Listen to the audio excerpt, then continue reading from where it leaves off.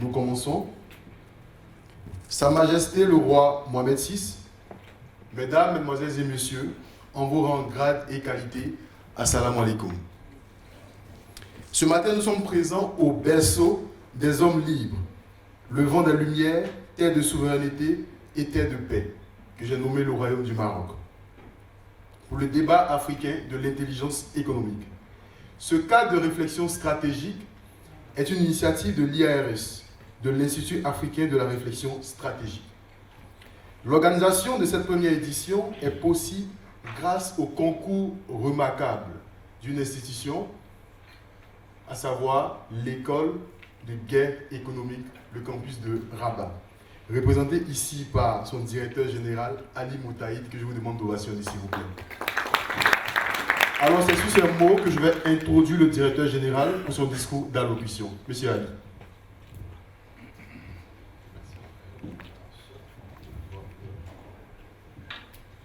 Bonjour à tous. Quel plaisir de vous voir aussi nombreux aujourd'hui pour cette première édition du débat africain de l'intelligence économique. Je tiens tout d'abord à vous remercier pour votre présence. Je vous souhaite la bienvenue à cette première édition, effectivement, du débat africain de l'intelligence économique qui est co-organisé par l'école de guerre économique Campus de Rabat et par l'Institut africain, le partenaire de l'Institut africain de l'intelligence stratégique. L'objectif, en fait, de cette première édition de cet événement, c'est de toujours nourrir la réflexion stratégique autour des enjeux qui nous concernent nous-mêmes sur ce continent. L'objectif est de pouvoir produire, ça a toujours été dans l'ADN de l'école de guerre économique depuis sa création, mais aussi depuis son lancement il y a 3 ans, ici, au sein de son campus à Rabat, avec pour objectif de pouvoir former et de pouvoir nourrir la production de connaissances avec les enjeux qui sont propres au cadre du continent. Cette initiative, donc, nourrit toujours cette stratégie, on va dire, cet ADN de pouvoir, grâce à la réflexion, continuer à traiter des problématiques stratégiques, mais de manière pragmatique. Vous avez tous devant vous aujourd'hui le programme de cet événement. On va parler de différents sujets de diplomatie économique, de territoire, d'investissement, de climat des affaires, mais aussi de sécurité économique, de cybersécurité, des enjeux qui sont aujourd'hui essentiels pour chaque pays, pour les décideurs aussi de ce continent, et avec des invités de marque que je remercie du fond du cœur d'avoir accepté notre invitation. Beaucoup l'ont certainement dit auparavant, nous faisons face, on va dire, nous entrons dans une période qui est fatidique, on va dire, ou plutôt critique. Prochainement, nous avons passé quelques années où nous redécouvrons, en tant que justement que citoyens et que cadres d'entreprise, citoyens ou autres, la notion de crise à travers la crise sanitaire, à travers aujourd'hui les tensions qui peuvent exister par rapport à différents territoires, par rapport à la question de la souveraineté alimentaire. Et puis, l'objectif, c'est de pouvoir s'engager et de nourrir, de pouvoir anticiper la réflexion sur l'ensemble de ces enjeux qui peuvent nous toucher, nous, aujourd'hui et demain, à travers ce cadre de réflexion. Aujourd'hui, le continent, on cessera de répéter encore une fois, est un continent jeune, dynamique, mais a encore beaucoup de défis à relever, notamment un défi d'intégration mondiale au niveau du commerce mondial, et aussi un défi, j'ai envie de dire, presque au niveau de notre culture, notre mentalité. Avoir cette culture décomplexée et cette culture conquérante est un des objectifs qui doit être nourri justement à travers cette réflexion et à travers ces échanges qui auront lieu aujourd'hui. L'objectif donc, à travers cette journée de table ronde, à travers les échanges qu'on pourrait avoir ici, avec le public, mais aussi de manière informelle, et de pouvoir s'engager justement dans cette idée et dans ces objectifs-là qu'on a cités tous ensemble. L'objectif, encore une fois, en tout cas aujourd'hui, l'école, à travers ces différents projets qui ont été nourris, notamment par ces lauréats qui sont nombreux aujourd'hui, je tiens à remercier, à travers leur réflexion, leur travail et leur production de connaissances, je pense notamment au fameux projet Atlas, projet inédit de réflexion stratégique qui a été nourri par les lauréats eux-mêmes et qui sont aujourd'hui publiés sur notre site, et de pouvoir assurer cette continuité à travers cela et de pouvoir nourrir cette culture de la production de connaissances tout au long en fait, de nos travaux, mais aussi à travers cette journée de débat. Je tiens encore une fois à vous remercier pour votre présence et je vous dis bienvenue pour cette première édition du débat africain de l'intelligence économique. Merci.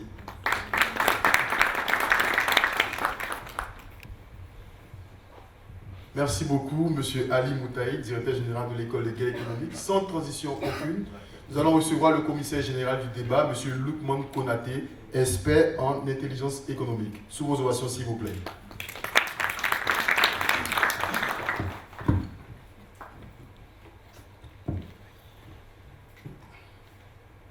Bonjour à tous. À Sa Majesté le roi Mohamed VI, Mesdames et Messieurs les représentants royaux, Mesdames et Messieurs les représentants diplomatiques, Mesdames et Messieurs les partenaires du débat africain de l'intelligence économique, Mesdames et Messieurs les invités, Mesdames et Messieurs en vos grades et qualités, Assalamu alaikum. C'est une joie incommensurable pour moi aujourd'hui de prendre la parole pour exprimer ma gratitude et ma reconnaissance au Royaume du Maroc, qui est notre pays hôte aujourd'hui pour cette première édition du débat africain de l'intelligence économique. Il est important pour nous de l'exprimer puisque le débat est un cadre de réflexion stratégique. Aujourd'hui, la réflexion stratégique est au cœur des batailles économiques. La production de la connaissance, comme l'a dit Ali, est une guerre sans limite. Aujourd'hui, les connaissances se produisent à des milliers et des milliards par jour et par minute. Je souhaite remercier Sa Majesté le roi Mohamed VI pour sa grande vision de long terme, car cela n'est pas facile. Comme vous le savez, entraîner tout un peuple dans une vision de long terme, cela demande beaucoup d'efforts et de courage. Grâce à cette vision de long terme, le Maroc a opéré des dynamiques de transformation positives qui aujourd'hui placent le royaume sur le plan africain en tant qu'un acteur majeur, mais aussi sur le plan mondial. Je souhaite également remercier notre partenaire et co-organisateur de l'école de guerre économique, à travers son directeur général, M. Ali Moutaïb, et toute son équipe qui ont permis à ce que cette première édition soit possible ici à Rabat. Merci encore une fois, Monsieur le directeur. Mesdames et Messieurs, vous êtes sans ignorer que les défis sont pluriels dans notre Afrique. Et je suis très heureux de vous voir aussi nombreux pour aborder ces défis stratégiques avec nous aujourd'hui. Ces défis sont nombreux, tant sur le plan économique, juridique, politique, mais aussi dans bien d'autres domaines. Aujourd'hui, plus que jamais, il est impératif pour l'Afrique d'aborder et de redéfinir les enjeux, les défis stratégiques auxquels elle est confrontée, dans son désir et sa volonté de puissance et de développement, sans toutefois oublier les menaces qui pèsent sur elle. En effet, l'immense potentiel et dotation en ressources naturelles, mais aussi en ressources humaines de l'Afrique attire les convoitises de toutes les nations à travers tous les continents. Elle est devenue aujourd'hui la proie ou le terrain de jeu des ambitions à la fois égoïstes, mais aussi des ambitions à la fois nobles de certains États ou de certains mêmes partenaires internes en Afrique et même de certains Africains. Il est donc important pour nous que nous gardions à l'esprit que la transformation de l'Afrique doit venir de par nous et non personne d'autre. Nous avons besoin de l'appui des partenaires sociaux au niveau international pour pouvoir amorcer ce défi.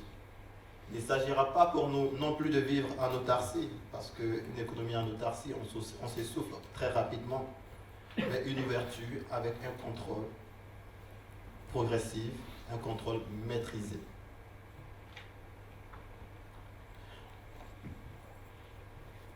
Toutes ces tensions liées aux intérêts des uns et des autres créent des boulots d'étranglement pour notre Afrique. Ces boulots d'étranglement mettent à mal la paix sociale, mettent à mal aussi le développement économique de notre Afrique.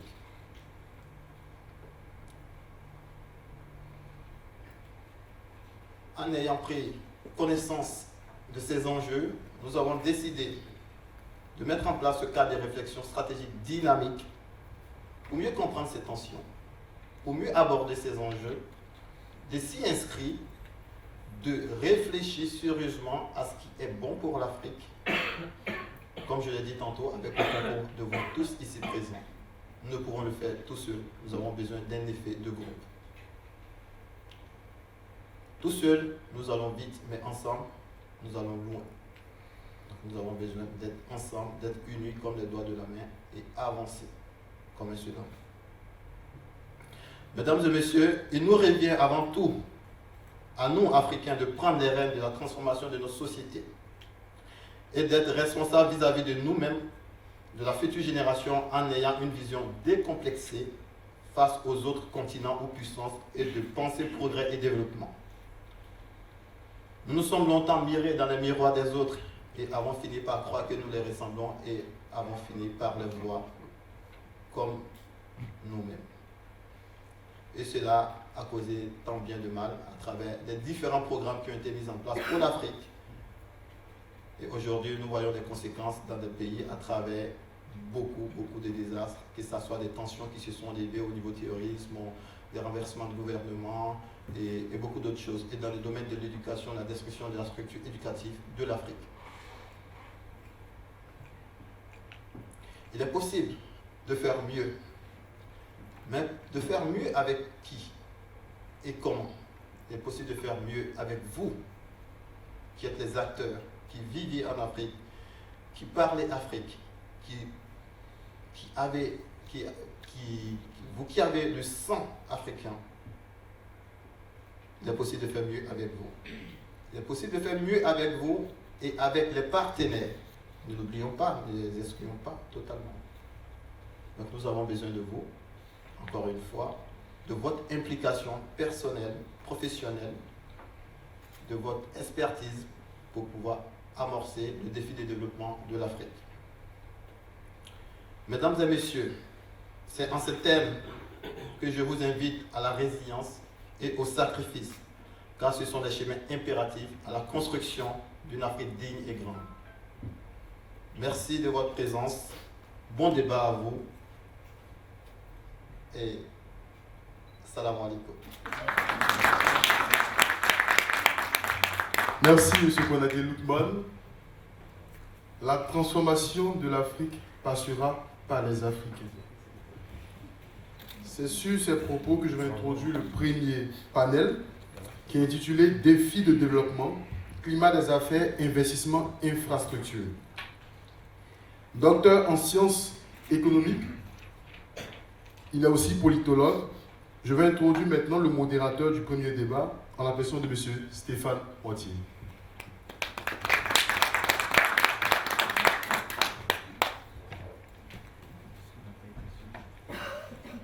Merci. L'avantage que j'ai par rapport à Raphaël, c'est que moi je peux m'asseoir. Bon, bonjour à tous. Alors, je vais appeler un par un nos panélistes. Dans un premier temps, Asma Lebert. Alors, Asma a passé plus de 20 ans au sein de direction financière, audit interne, risk management dans des grands groupes industriels et bancaires et est aujourd'hui consultante auprès de direction générale en matière d'audit, de gestion des risques et d'acquisition stratégique.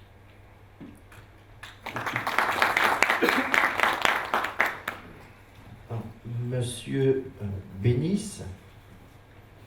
Monsieur Bénis est en charge du développement commercial, marketing et communication du groupe Tangemed, en lien étroit avec de nombreuses organisations régionales et internationales, comme par exemple l'Organisation maritime internationale, l'OMC et bien d'autres, et donc un spécialiste de l'infrastructure.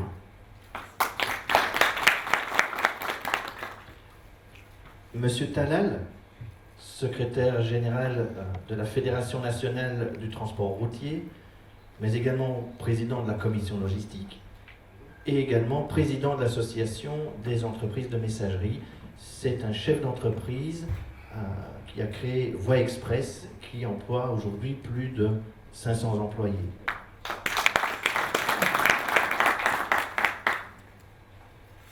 Alors, bienvenue à vous trois. Défi du développement, climat des affaires, investissement et infrastructure. Voilà un vaste sujet. Bon courage à vous. Moi, je ne suis là que pour coordonner. Monsieur Talal, le climat des affaires, aujourd'hui, est-il celui d'il y a quelques années? Je pense à celui pré-crise sanitaire Covid. Quels ont été les défis nouveaux? Quel est le climat des affaires aujourd'hui? Va-t-on vers du mieux? A-t-on des défis supplémentaires? Où en sommes-nous? D'accord. En tout cas, merci pour l'invitation. Merci à l'assistance, merci à mon ami Ali. Le GE, c'est toujours un plaisir de venir à l'EGE Paris au Rabat. Alors, je vais parler surtout en tant que vice-président de la CGE, qui est le patronat marocain. En fait, aujourd'hui, tout le monde voit de la crise. On voit des pertes d'emploi, des entreprises qui ferment. Alors qu'au contraire, ce sont les opportunités qui se créent. Avant Covid, tout le monde tournait, les entreprises tournaient, le climat des affaires était ce qu'il était. L'après-Covid aujourd'hui, le climat des affaires est en train de s'améliorer, au contraire. Il s'améliore de plus en plus. D'un côté, parce que vous avez, pendant toute la période Covid, qu'est-ce qui s'est passé? Et avec la crise ukrainienne, vous avez tous les variations de production qui se déplacent maintenant vers l'Europe, puisque les Européens ont compris qu'il y avait une grosse problématique de souveraineté. Les États ont compris qu'ils devraient ramener des productions locales, parce que c'était des problématiques de souveraineté et de survie des États. Les masques en France, par exemple, c'est un véritable sujet. On prend d'importantes industries qui se sont arrêtées parce qu'ils n'avaient pas de carte électronique, parce qu'il y avait des problématiques d'approvisionnement. Le dollar a commencé à flamber. La crise ukrainienne, vous voyez maintenant les coûts aujourd'hui des matières premières qui sont en train d'augmenter. Les coûts de fret maritime, pendant la période Covid aussi, ont augmenté. Donc en fait, il y a eu deux gros leviers. Il y a eu le levier de l'énergie et le levier du fret maritime. Vous ne vous rendez pas compte, ça a été deux grands leviers qui ont permis d'amputer les compétitivités des États. C'est-à-dire qu'une entreprise qui pouvait exporter avant Covid vers l'Europe ou vers d'autres pays à des prix très compétitifs s'est retrouvée du jour au lendemain non compétitive et a dû fermer son entreprise, pas uniquement pour des raisons sanitaires, mais pour des raisons de compétitivité. Ça veut dire que finalement, de l'autre côté, vous aviez un groupe d'États, de grandes entreprises, de grandes firmes, pour ne pas citer Maersk par exemple, ou Costco, qui a été racheté par la Chine, d'accord, et qui a racheté le port de Pirée également, et ont mis en place une route de la soie, qui ont contrôlé les coûts de fret maritime, et en augmentant ces coûts-là, ils ont amputé les compétitivités de plusieurs États, rendant leurs économies dans des crises extrêmement fortes. Résultat, vous avez des entreprises comme la Chine qui pouvaient contrôler avec un levier et dire ce qu'elles pouvaient exporter, ne pas exporter, ce qu'elles pouvaient bloquer, ne pas bloquer. Vous aviez d'un autre côté le volet sanitaire, parce qu'il y avait effectivement des blocages aux frontières, on ne pouvait pas exporter de conteneurs, il y avait des problématiques sanitaires, donc il y a eu des problèmes d'approvisionnement. Au Maroc, on a connu de gros problèmes d'approvisionnement. Encore Renault l'année dernière avait des problèmes pour s'approvisionner en carte électronique.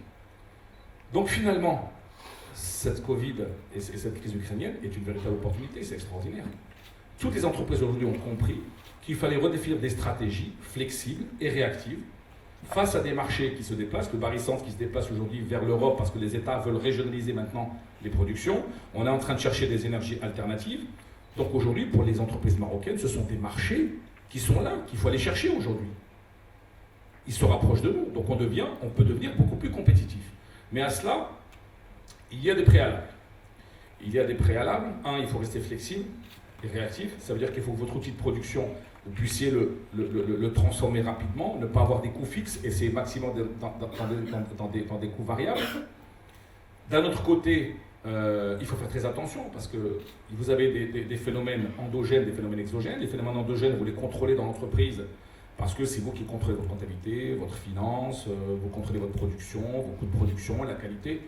Mais les paramètres exogènes, c'est l'énergie. Mais à part l'énergie, il y a une guerre économique qui se met en place. Regardez aujourd'hui l'empreinte carbone. On parle de décarbonation. Une entreprise qui demain est extrêmement compétitive pourra du jour au lendemain ne plus exporter. Parce qu'on vous demande, à partir de très bientôt d'ailleurs, c'est très proche, c'est cette année que ça commence, on vous dira, écoutez, cette bouteille, vous la produisez, vous êtes en empreinte carbone qui est excellente, c'est très bien. Mais attendez monsieur, Qui c'est qui vous a ramené cette bouteille? C'est un transporteur, quelle est son empreinte carbone? Et vous devez en fait calculer votre empreinte carbone sur la bouteille, y compris de vos fournisseurs. Donc vous devez quelque part également sécuriser également tous les fournisseurs amont que vous avez pour pouvoir exporter un produit vers l'Europe qui ait une empreinte carbone qui soit dans les normes qui est imposées par l'Union européenne. Donc vous pouvez, de jour au lendemain, perdre votre entreprise, vous perdre des marchés. Et là, c'est une véritable guerre économique, parce que quelque part, ce sont des règles qui sont définies de l'autre côté du continent, et que nous allons subir. Donc nous devons anticiper tout cela, et nous devons agir de manière à ce que justement, non seulement toute la chaîne de production, nous puissions la maîtriser, y compris avec les fournisseurs amont, mais également aller lobbyer en Europe pour qu'on ne nous impose pas du jour au lendemain des normes qui vont tout de suite arrêter notre production nationale et arrêter nos exports. Et il y a des gens qui travaillent là-dessus. À la CGM, nous avons monté une cellule d'intelligence économique à Bruxelles l'année dernière, spécifiquement pour cela. On prend sur un marché, je ne vais pas citer de nom, mais sur un marché industriel à l'export, on s'est vu bloquer les exports parce que nous avions un problème sur les peintures que nous utilisions pour peindre des jantes. Donc vous devinez de qui je parle. D'accord ? Donc, quelque part, il faut anticiper tout cela. Le Covid, c'est fantastique. Désolé de le dire, mais c'est génial. La crise énergétique, c'est également génial, parce que quelque part, ça oblige l'entreprise à se remettre en cause, à être beaucoup plus productive, beaucoup plus compétitive. Mais attention, je crois qu'il y a beaucoup de lobbying à faire au niveau des États, au niveau des industriels, parce que le coût énergétique imputera les productions et rendra automatiquement vos exports non compétitifs. C'est pour cela que les chefs d'entreprise doivent avoir des entreprises. Il faut qu'on ait une économie extrêmement réactive et qui puisse anticiper et être flexible, surtout qu'on puisse du jour au lendemain basculer de production, basculer de type de salarié, basculer d'un marché vers un autre, parce qu'il y a ces paramètres qui sont exogènes. L'aspect, tout ce qui est environnemental, tout ce qui est social, sociétal, ce sont également des sujets extrêmement importants qu'il faut surveiller de très très près. Il y a des lobbyistes de l'autre côté de la frontière qui vont sur ces chantiers-là. D'accord ? Et c'est par là qu'ils vont nous attaquer. Dernier point, c'est la partie R&D. Aujourd'hui, malheureusement, c'est la partie R&D. Au Maroc, malheureusement, nous n'avons pas assez d'R&D. Nous devons développer de la recherche et développement au Maroc dans nos entreprises, avec les universités, et nous devons créer de la valeur. Il faut créer de la valeur, il faut créer de la richesse. Il faut, je ne dirais pas imposer, mais il faut créer des normes. Il faut mettre en place des nouveaux marchés qui puissent demain imposer au reste du monde certaines règles. Mais c'est à nous de le faire de notre côté. Aujourd'hui, nous les subissons. Nous, au Maroc, nous les subissons. Et nous devons absolument travailler là-dessus. Dernier point, le Maroc a fait un très grand pas. Vous êtes au courant de notre charte d'investissement. Donc le nouveau directeur du fonds Mohamed VI, M. Bouchabou, a pris ses fonctions. Et, je ne sais pas si vous le savez, mais aujourd'hui, on peut financer jusqu'à plus de 30% des projets au Maroc, industriels. Alors bien sûr, jusqu'à 30%, ça dépend de la région où vous êtes, ça dépend du montant d'investissement, ça dépend du nombre d'emplois que vous créez, ça dépend également du genre, parce qu'il y a un respect du genre entre hommes et femmes en salaire et non pas en effectif, d'accord, pour justement accompagner ces entreprises. Mais aujourd'hui, le climat des affaires est au beau fixe, il y a des marchés qui se créent, il y en a qui vont disparaître, et il faut foncer, il faut aller de l'avant. Je suis très bien placé pour le savoir aujourd'hui, nous sommes sur un certain nombre d'entreprises, nous n'arrêtons pas d'évoluer, nous n'arrêtons pas de changer. On a créé un centre de R&D à Casablanca avec 14 ingénieurs et techniciens qui développent, on vend des solutions en Afrique, en Côte d'Ivoire, au Sénégal, en Tunisie. On est capable de créer de la valeur, nous devons tous créer de la valeur tous ensemble. Merci.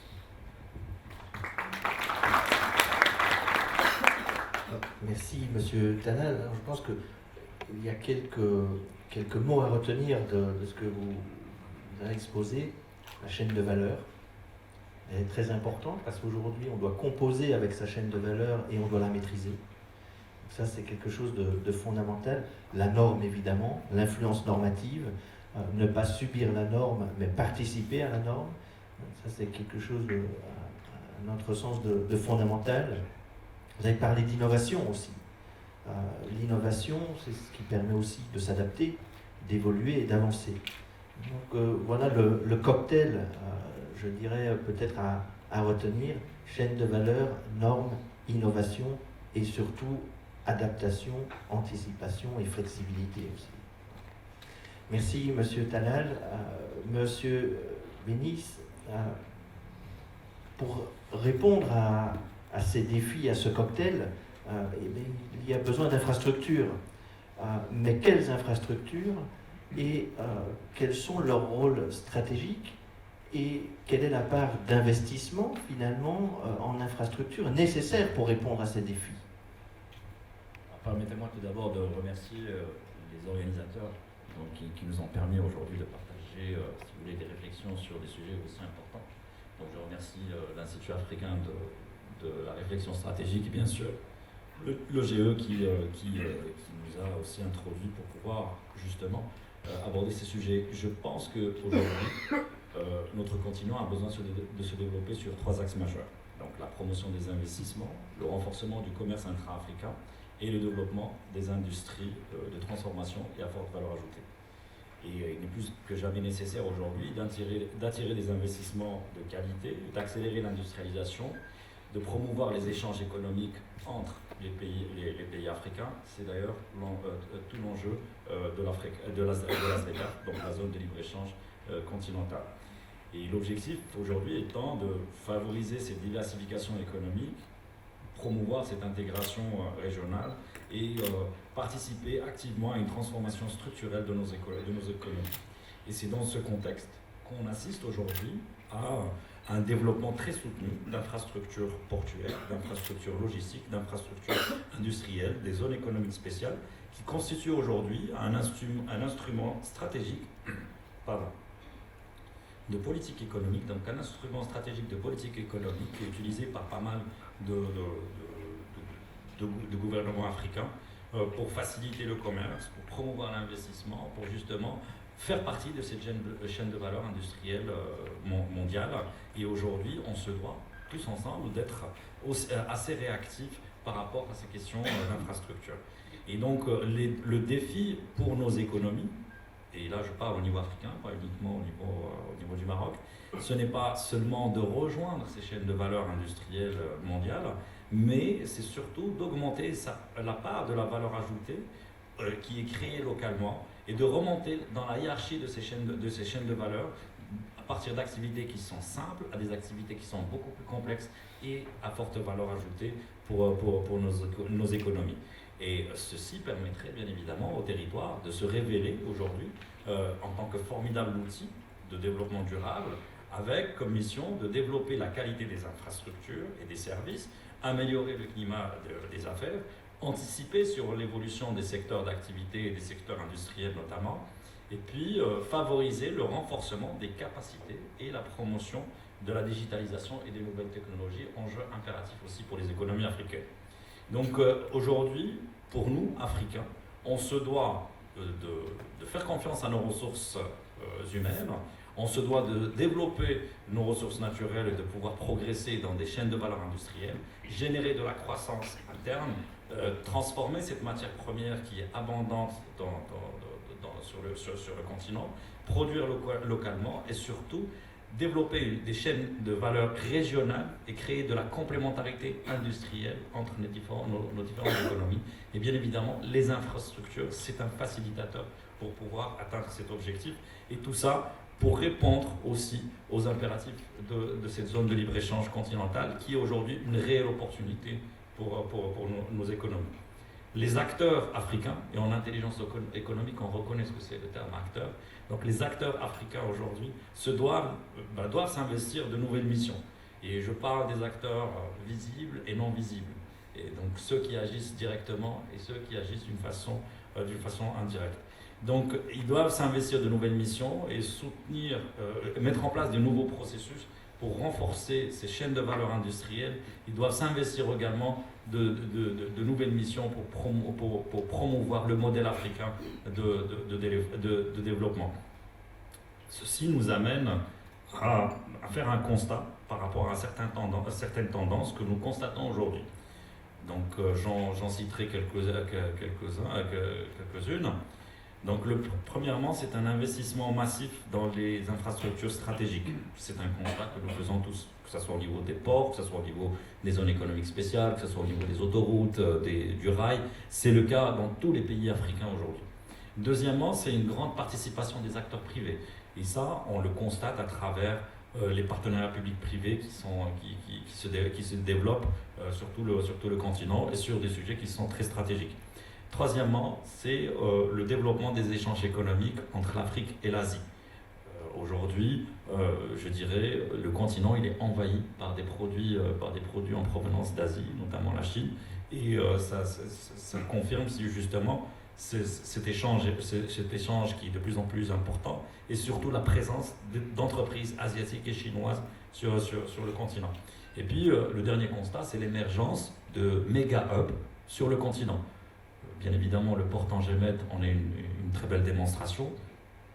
Vous avez par exemple le port d'Abidjan ou le port de Lomé, qui est un port de transit pour desservir les pays enclavés de l'Afrique de l'Ouest. Vous avez le canal de Suez et son rôle majeur qu'il joue sur la partie est de l'Afrique, et vous avez le port de Durban en Afrique du Sud. Petite parenthèse par rapport à Tangemet, c'est l'entreprise qui paye mon salaire, donc je suis obligé de faire un peu de promo. Donc le port de Tangemet d'aujourd'hui assume son rôle de leader africain, assume son rôle de leader méditerranéen. Nous sommes le numéro 1 en Méditerranée, ça fait 3 ans déjà, et nous sommes classés 23 au niveau mondial. Donc on assume ce rôle de leader africain et on se positionne aujourd'hui comme une plateforme de transbordement majeur, certes, mais aussi pour desservir les intérêts de l'Afrique. Et la crise du Covid a été une très belle démonstration parce qu'il n'y a pas eu d'arrêt au niveau du port de Tangemet, et tout le trafic à destination de l'Afrique n'a pas été interrompu, tout simplement parce que le port Tangemet a continué à fonctionner alors que les autres ports de transbordement de Méditerranée étaient fermés. Et ça démontre aujourd'hui l'utilité de devoir développer des infrastructures de grande qualité pour desservir les économies africaines. Donc pour conclure, je pense qu'aujourd'hui, on doit faire face à des nouveaux défis, et les acteurs africains, les autorités africaines doivent s'investir de nouvelles missions avec la mise en place d'actions concrètes et des programmes structurés pour établir cette relation gagnant-gagnant entre les investisseurs et bien évidemment la population. Et je citerai quelques recommandations si vous permettez en dernier. Donc je pense d'abord qu'il faudrait soutenir cette mise en œuvre de cette zone de libre-échange. C'est un enjeu majeur pour nos enfants, pour les petits-enfants. Et aujourd'hui, il y a un manque de sensibilisation par rapport aux enjeux de la ZLECAf. Si vous posez la question aux citoyens d'Anda, que ce soit au Maroc, que ce soit en Côte d'Ivoire, que ce soit en Éthiopie, très peu aujourd'hui vous répondront, vous donneront la bonne réponse par rapport aux enjeux de la ZLECA et ce que ça représente sur les aspects sociaux et sur le développement humain de la population africaine.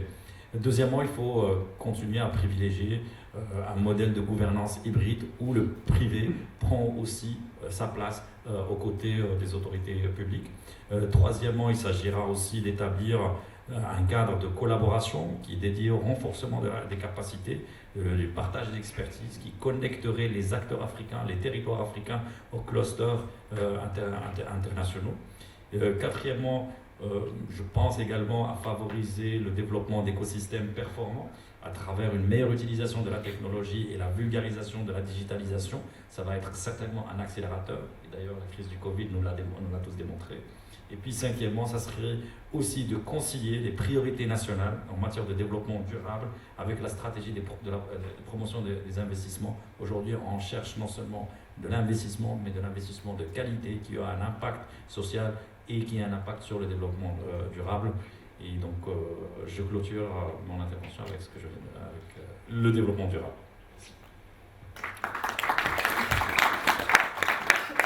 Merci, Monsieur Béni. C'est très intéressant que vous concluiez sur le développement durable et je dirais ces normes sociales et environnementales liées à tout projet, finalement, qu'il soit d'infrastructure ou autre. Ce qui me permet de faire la transition avec Madame Lebert, puisque ces normes extra-financières aujourd'hui ont quand même un poids de plus en plus considérable, et finalement peut-être est-ce devenu l'atout de demain en matière notamment d'audit et de responsabilité de nos investisseurs et de nos entreprises beaucoup plus largement. tout d'abord, merci à tous. Merci à l'Institut africain de l'intelligence économique et à l'EGE également de m'avoir donné, je dirais, l'opportunité de pouvoir intervenir aujourd'hui et de pouvoir échanger sur des sujets d'actualité, je dirais. Donc à chaque fois, vous les avez clairement abordés sur le plan opérationnel. Et là, j'aimerais faire un focus peut-être dans un premier temps sur, avant d'évoquer les normes, les enjeux, je dirais, d'audit sur ces thématiques-là, puisqu'aujourd'hui, on demande de plus en plus de garanties. Alors quand je dis on, c'est que d'une manière générale, les investisseurs sont avides de confiance. Et à cet égard, donc l'avis de l'audit a du poids. Donc je vais pouvoir partager avec vous cette thématique, mais également au niveau de l'organisation de la gouvernance. Aujourd'hui, on demande, en tout cas le top management, les boards doivent s'enquérir, en tout cas des sujets, des thématiques d'actualité au regard des normes aujourd'hui extra-financières et des normes liées à l'ESG. Mais également, dans un premier temps, s'assurer que leurs investissements sont sécurisés et que la stratégie également qui est déployée au sein de l'organisation et, en tout cas, leur permet d'avoir une assurance, je dirais, confortable sur le fait qu'elle ne génère pas de risque, même si on est bien d'accord que tout investissement est également est créateur, en tout cas générateur de risques, mais également d'opportunités. Donc aujourd'hui, peut-être un point que j'aimerais aborder également sur les investissements, l'audit. Alors l'audit, on entend l'audit interne, mais aussi l'audit externe, qui est plutôt axé sur les enjeux financiers. L'audit interne et l'audit externe ont tous les deux un rôle primordial au sein des investissements.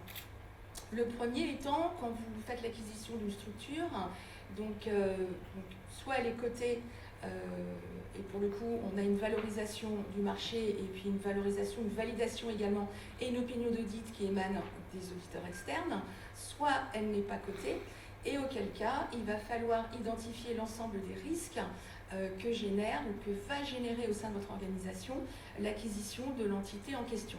Donc pour ce faire, on va s'appuyer donc sur les publications financières, réglementaires, mais également sur tous les enjeux d'audit, de communication également, de rapports d'audit qui ont pu être élaborés, de rapports de qualité également qui ont pu être élaborés au sein de l'entité, mais également voir comment les sujets risques et opportunités, mais surtout les risques, sont embarqués et suivis au sein de l'organisation.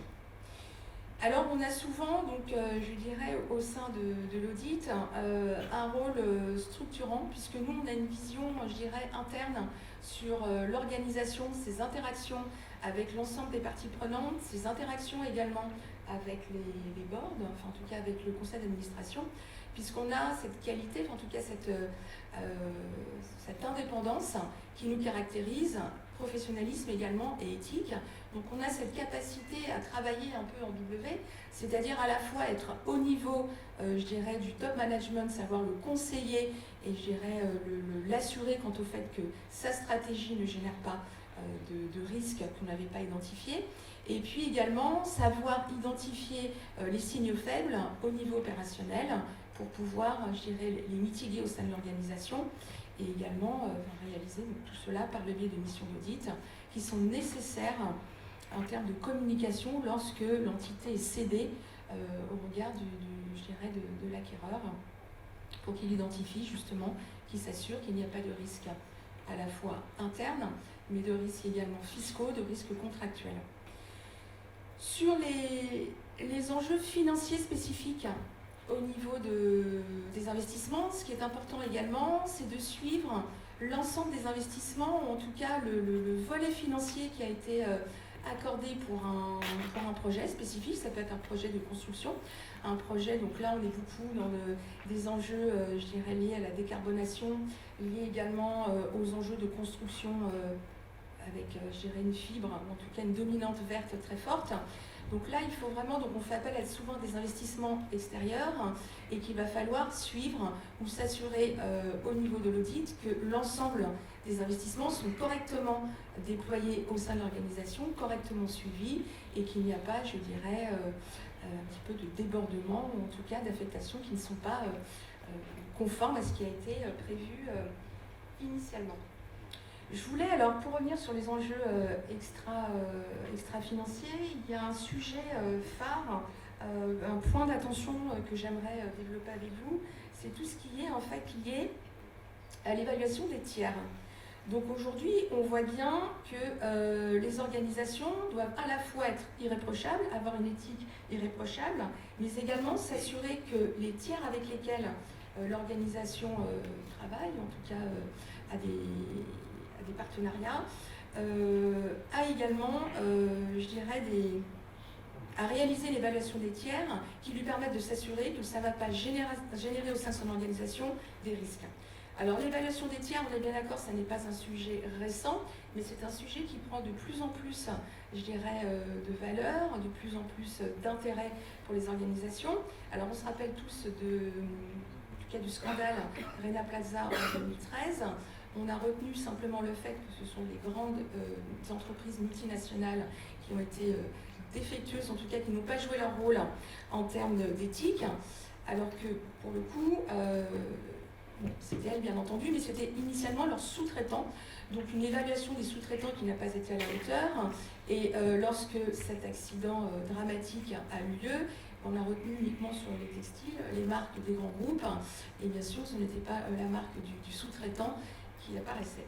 Donc aujourd'hui, l'évaluation des tiers passe beaucoup alors, sur les enjeux financiers, dans le secteur financier, donc là qui est réglementé, on est bien d'accord, sur tout ce qu'on appelle Know Your Customer, donc les enjeux KYC. On est également sur beaucoup sur des enjeux d'audit qualité, sur d'évaluation également de sous-traitants au niveau de l'obligation de vigilance, des obligations également de tout ce qui est lié à la loi Sapin 2 et au RGPD. Donc devoir de vigilance sur les droits humains. Et donc pour le coup, aujourd'hui, en matière de RSE, on a des obligations et des attentes qui sont très fortes sur ces domaines. Peut-être un point que je souhaiterais aborder avec vous sur les enjeux RSE. Donc on est sur 3 natures, donc ESG, donc l'environnement, le social et la gouvernance.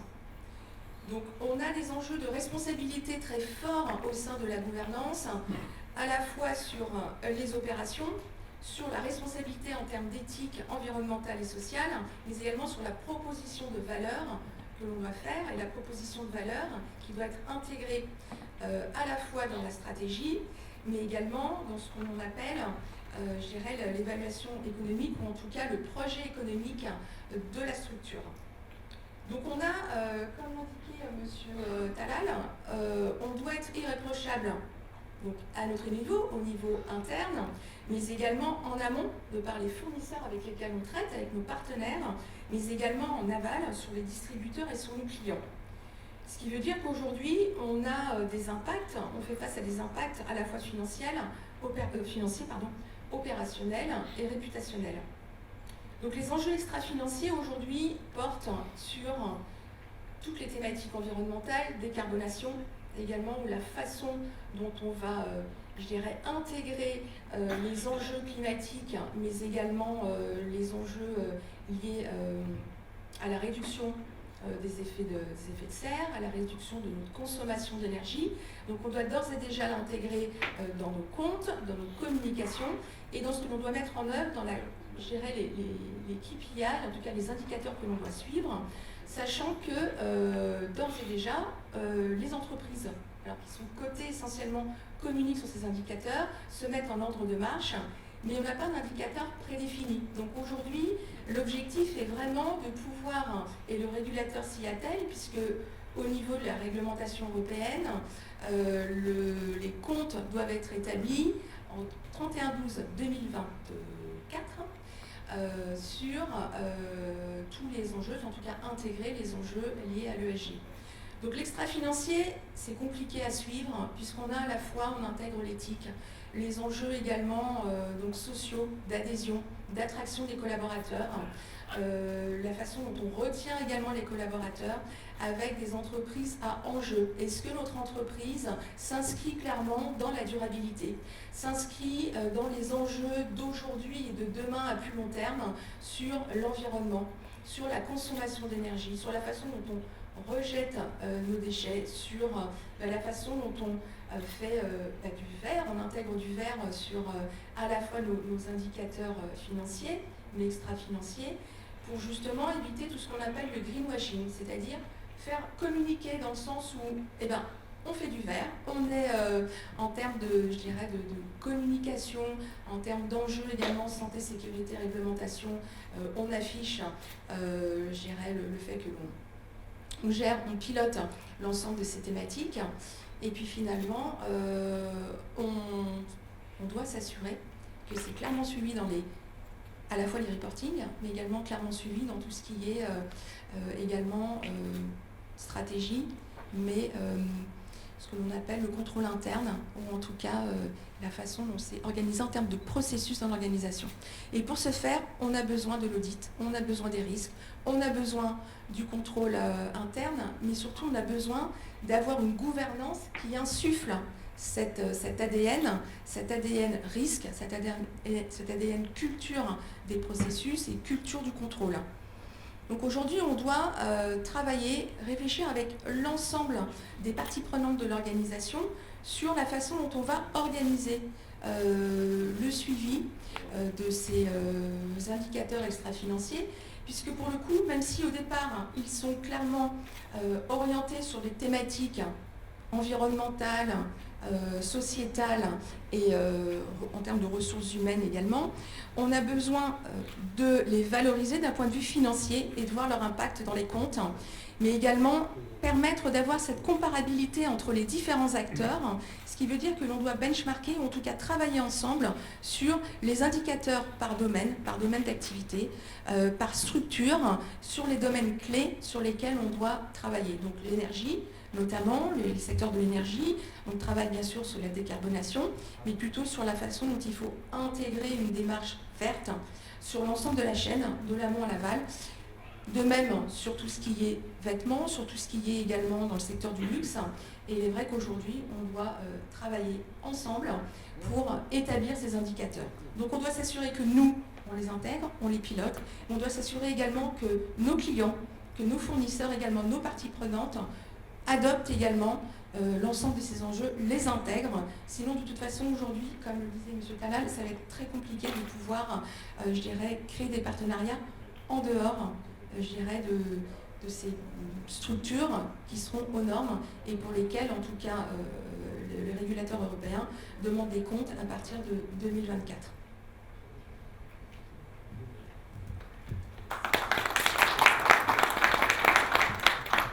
Merci beaucoup. Alors je retiendrai quelque chose qui finalement recoupe les trois interventions, c'est la réputation et le risque réputationnel. Vous l'avez évoqué, monsieur Talal, monsieur Bénis également, mais de façon inverse. En ayant des infrastructures de qualité, on peut rayonner, c'est aussi quelque chose qui rentre dans le champ réputationnel. Ici, le verdissement de l'audit, en quelque sorte. Alors, verdissement, c'est pas le bon terme, c'est plus une boutade qui serait tendance d'ailleurs. Mais ce volet extra-financier qui prend, je dirais, une proportion de plus en plus importante dans les analyses, quelles qu'elles soient. Et je ferai le lien entre ces normes extra-financières et les infrastructures. Vous évoquiez notamment la décarbonation, tout ce qui est lié à la consommation énergétique. Alors, comment maîtriser ou réduire sa consommation d'énergie, comment maîtriser sa gestion des déchets si les infrastructures nécessaires n'existent pas. Et ce qui est le cas dans beaucoup de pays africains. Le problème de l'électricité est quelque chose de récurrent. Comment peut-on réagir là-dessus si les infrastructures n'existent pas? Alors j'ouvre cette question à vous trois et vous laisse le soin peut-être d'apporter au moins une bribe de réflexion sur ce sujet. Alors, je vais me permettre d'apporter une petite correction. Quand on parle d'empreinte carbone, c'est toujours émissions de gaz à effet de serre. Attention, c'est corrélé. C'est corrélé parce que je vous donne un exemple. Dans le transport, vous prenez de la marchandise que vous exportez en Europe. Vous allez passer, ou alors tiens, vers un pays d'Asie. Vous allez prendre un bateau comme le Jules Verne qui peut charger 20 000 conteneurs équivalent 20 pieds. Le même conteneur, vous le chargez dans un porte-conteneur de 5 000 conteneurs équivalent 20 pieds, ce n'est pas la même empreinte carbone. D'accord? Donc il y a des phénomènes exogènes, il faut également agir à ce niveau-là. Parce que même si vous, au niveau de l'entreprise, vous faites un maximum d'efforts, vous allez toucher peut-être 10% de vos coûts carbone, mais les 90%, ce n'est pas vous qui les contrôlez. Ça, c'est un. Et deux, l'entreprise elle-même, quand on dit elle va travailler sur la consommation du moteur pour qu'il consomme un petit peu moins, pour avoir moins d'empreinte carbone, c'est faux. Ce qui est important, c'est l'empreinte carbone par tonne de marchandises chargées au kilomètre. Donc quand vous avez un camion qui fait 15 Agadir et qui revient à vide, attendez, vous revenez chargé, vous faites 50% de moins d'empreinte carbone. Et c'est beaucoup plus important que les 5 ou 6% de moins que vous allez consommer en carburant, et il va vous faire 3 ou 4% d'empreinte carbone en moins. Donc le véritable travail, il est d'abord dans maximiser le rendement, maximiser les productivités, maximiser minimiser les pertes que nous avons au niveau des productions internes, mais également externes. Ensuite, on pourra aller sur les terrains d'effectivement, ainsi de suite. Et pour aller sur un troisième volet, l'entreprise qui voudra exporter en Europe demain, qui aura une mauvaise empreinte carbone, elle l'aura parce que justement il y a des problématiques logistiques, parce qu'en termes de coûts logistiques, eh ben, malheureusement, en coût carbone, je parle, en coût carbone c'est beaucoup trop élevé, donc déjà ça fait amputer. Mais en fait, qu'est-ce qui va se passer? En fait, il y a des problématiques de quota carbone. Donc on va être obligé d'aller acheter, et on va encore amputer le coût de production. Donc finalement, tout ce que disait Mme Lebert tout à l'heure, tout ce qui est extra-financier, c'est notre véritable talon d'Achille. C'est là où on va être attaqué. Et c'est là où on doit réagir et on doit anticiper. Et nous, les politiques, devons travailler ensemble pour apporter des solutions aux entreprises. Sinon, c'est notre économie qui va en pâtir. Oui, Madame Lebert. Pardon, tout à fait, je voulais rebondir. Merci, M. Calal. Vous m'entendez? Vous m'entendez? Désolée. Tout à fait, donc ces enjeux extra-financiers sont clairement le talon d'Achille, puisqu'aujourd'hui on demande aux entreprises déjà d'élaborer leur modèle économique sur la façon dont elles vont, je dirais, conduire le changement en termes environnemental, sur les enjeux environnementaux, sur les enjeux extra-financiers. Ce qui veut dire qu'elle doit y aller par étapes. Elle doit intégrer dans son modèle économique une cible, à horizon peut-être 2025 ou plutôt 2030, et la façon dont elle va, je dirais, contenir les impacts réglementaires, les impacts environnementaux, tout en maintenant son activité et gérer l'opérationnalité et les gains, une valeur ajoutée, ou en tout cas les gains opérationnels. Mais peut-être un point sur lequel j'aimerais,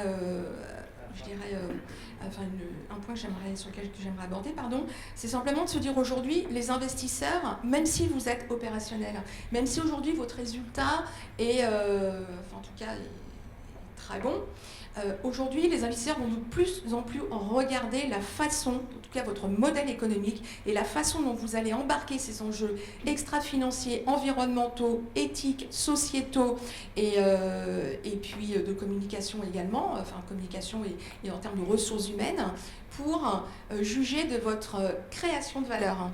Aujourd'hui, même si les résultats sont au rendez-vous, même si les résultats financiers sont au rendez-vous, vous pouvez, en tout cas votre investisseur peut considérer que vous détruisez de la valeur, puisque de toute façon votre empreinte carbone est élevée, parce que votre modèle économique intègre insuffisamment, les évolutions réglementaires, et puis de la même façon, vous avez mal évalué vos fournisseurs, vous travaillez avec des fournisseurs qui ont une réputation qui n'est pas terrible.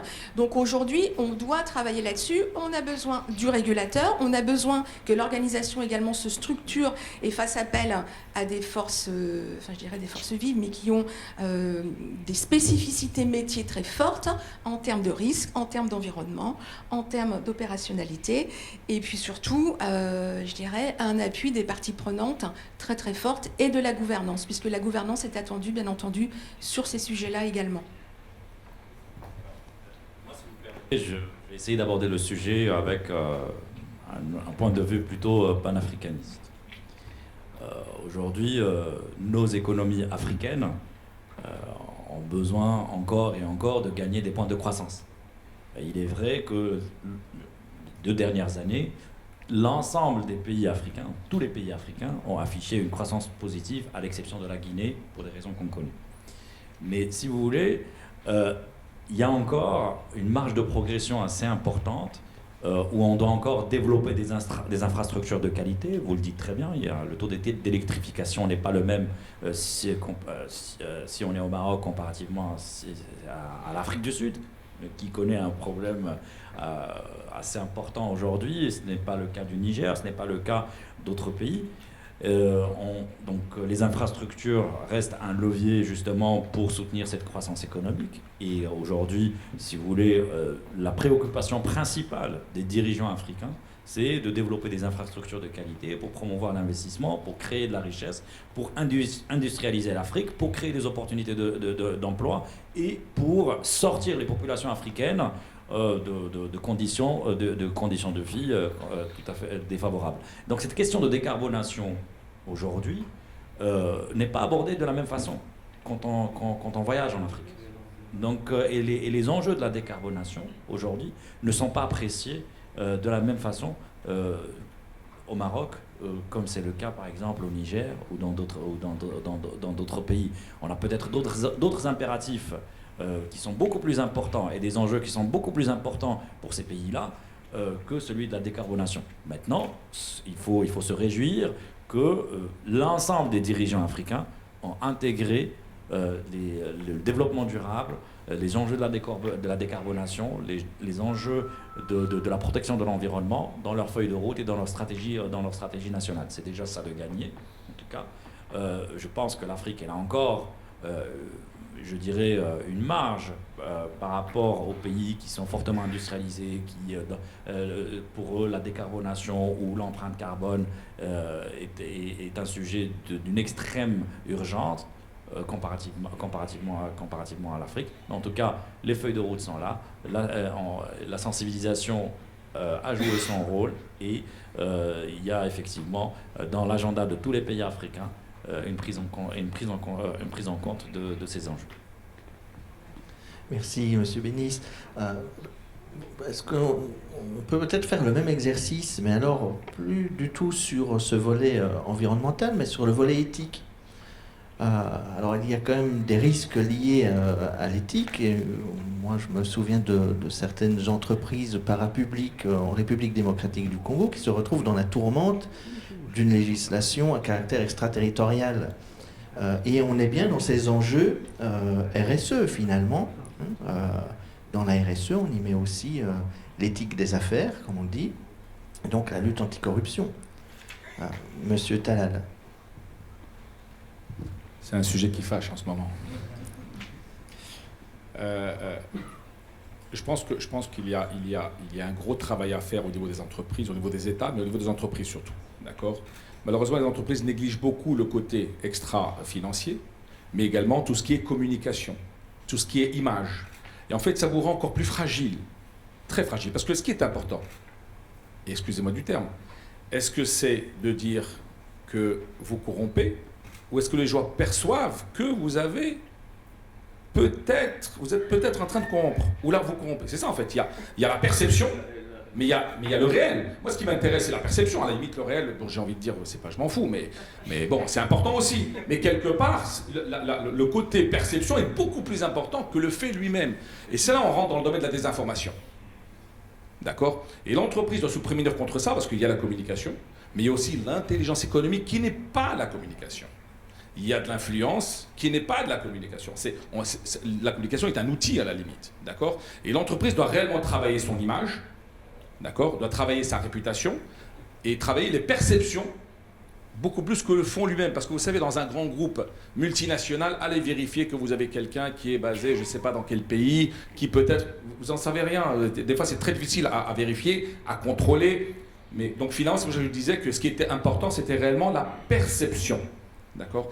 Bon, après, plus tard, si vous voulez, j'aimerais bien intervenir sur la problématique de la dette. Merci. je le vis au quotidien. Hein. Cette question, et c'est surtout la perception, et je vous rejoins parfaitement. Ce qui est plus dangereux, c'est la perception, et il faut être décomplexé par rapport à ce genre de questions. Je le vis au quotidien parce que je voyage beaucoup en Afrique et je suis confronté à ces propos assez régulièrement. Il faut être décomplexé parce que il y a une nouvelle génération, il y a de nouvelles mentalités qui se développent en Afrique. Et être pointé du doigt par des donneurs de leçons, généralement, ils ne sont pas africains, qui sont pas très loin, et qui justement créent cette perception négative par rapport au climat des affaires en Afrique. Je pense qu'aujourd'hui, cette nouvelle génération qui porte la mission de développer le continent, elle est très sensible par rapport à cette question. Et l'éthique, c'est quelque chose qui se développe à travers l'éducation, qui se développe à travers le contexte social dans lequel évoluent nos économies et dont évoluent nos populations. Certes, c'est un enjeu, mais je pense que les modes de gouvernance qui sont en train de se mettre en place, que ce soit pour des grands projets ou que ce soit au niveau de petites et moyennes entreprises, les modes de gouvernance, les cadres législatifs qui sont en train de s'améliorer, vont nous permettre de sortir de ces perceptions négatives et de faire une démonstration au monde entier que l'Afrique peut être aussi un exemple, mais plutôt dans le sens inverse, un exemple positif où l'éthique prend de plus en plus d'ampleur dans les pratiques du business, tout simplement. Alors je vous rejoins tout à fait, hein, Monsieur Bénis, pour intervenir justement en Afrique sur différents groupes, hein, qu'ils soient bancaires ou industriels. J'ai été très agréablement surprise de voir le niveau d'éthique ou l'engagement des nouvelles générations sur ces enjeux d'éthique et également de compliance, hein, plus largement, dans leurs travaux au quotidien, dans la façon dont ils reportent au board également, et la façon dont ils gèrent les opérations. Alors aujourd'hui, un point vous indiqué, peut-être montré du doigt par d'autres continents. Je pense que ça peut être le cas, mais sur le terrain, il y a cette prise de conscience qui est très forte, cette volonté justement d'acquérir ces compétences et de les développer, et de plus en plus à tous les niveaux de l'organisation.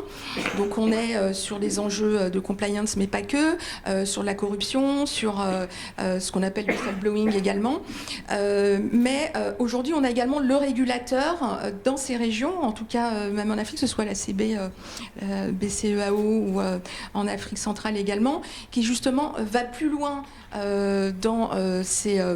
au niveau réglementaire et dans les reporting, dans le mode opératoire, sur la façon dont il faut reporter sur différentes thématiques, qu'elles soient bancaires ou autres. Alors bancaire, on est beaucoup plus, c'est régi par le régulateur, mais les investisseurs attendent aussi cette démonstration, cette implication, et on intègre également de plus en plus. Alors vous disiez que c'est vrai que vous n'êtes peut-être pas encore aujourd'hui au niveau, enfin en tout cas il y a encore peut-être un gap sur les enjeux de décarbonation et autres, mais aujourd'hui vous intégrez dans certains pays d'Afrique les enjeux de décarbonation, le vert dans les produits qui sont proposés aux clients, notamment dans les institutions bancaires, intègre déjà cette dimension. Donc je pense qu'il ne faut pas, au contraire, hein, il faut apprécier à ses justes valeurs le fait qu'aujourd'hui il y a une prise de conscience au niveau mondial, au niveau africain, de ces enjeux, et je dirais l'Afrique n'a pas à pâlir, hein. Au contraire, je pense qu'aujourd'hui ils sont dans la bonne voie, et ils sont même beaucoup plus, je pense, exigeants, en tout cas vu de ma fenêtre, sur ces enjeux-là, et ils vont beaucoup plus loin. Nous aujourd'hui, je dirais dans les organisations, les groupes industriels cotés. Donc vous voyez, dans le document de référence, on communique sur l'ensemble des thématiques, c'est beau, ça rassure les investisseurs, ça rassure tout le monde, mais c'est vrai qu'après, bon, peut-être en poussant un petit peu plus loin, je dirais le contrôle, on se rend compte que bon, il y a peut-être les enjeux qu'on doit embarquer plus largement. Mais en tout cas, en Afrique, il y a cette volonté, et les nouvelles générations sont porteuses. Justement, portent ces enjeux, et je trouve cela, en tout cas pour ma part, magnifique, et je dirais, pour être moi-même originaire du continent africain, je suis fière de l'Afrique sur ces sujets-là. En tout cas, voir que les Africains embarquent l'ensemble de ces thématiques. Merci. Alors, voilà quelque chose qui est encourageant et plus qu'intéressant. Et justement, je voulais revenir un petit peu sur... mais tous ces enjeux sont encadrés par des règles, des normes, et comme vous l'avez dit, Monsieur Talal, ces normes, bien souvent, viennent d'ailleurs, viennent de l'extérieur du continent. Il y a des avancées, visiblement, en ce sens, en matière bancaire notamment, mais est-ce que les organisations régionales ou continentales, comme l'Union africaine, ont un rôle à jouer dans ce cadre normatif et peut-être faire sortir une législation africaine sur le sujet, compatible avec les autres bien entendu, mais pour peut-être aller de l'avant et également en matière d'influence et de communication montrer une image peut-être autre de l'Afrique que celle qui est perçue parfois de l'extérieur. Bon, là, je vais... Encore sujet qui fâche. Il y a des réflexions qui ont été menées. On a parlé de monnaie africaine. C'est un vrai sujet qui serait un séisme économique mondial au profit de l'Afrique. Pourquoi est-ce qu'on n'aurait pas un Bruxelles africain? Moi, je verrais bien, moi, un Bruxelles au Sénégal, chez Macky Sall. Génial. Il serait là-bas une réglementation africaine. On commencerait déjà par ça, déjà, entre nous. Et ensuite, peut-être on rentrerait en concurrence avec Bruxelles et on commencerait à trouver des accords entre nous. Parce qu'aujourd'hui, on ne pèse pas très lourd. On va à Bruxelles, on n'a pas les moyens financiers. Attends, là-bas, le tabac, c'est 2 immeubles. Hein.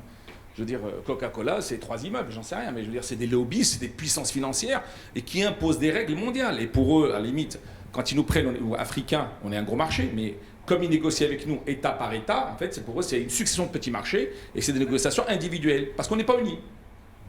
Donc il faudrait qu'on soit unis. Donc faisons quelque chose à notre niveau africain pour pouvoir demain rentrer en concurrence. Mais ça, je crois que c'est le sujet de l'Institut africain de réflexion stratégique. Ça veut travailler là-dessus et peut-être de proposer des solutions. Et je pense qu'il faut aller sur ce terrain-là.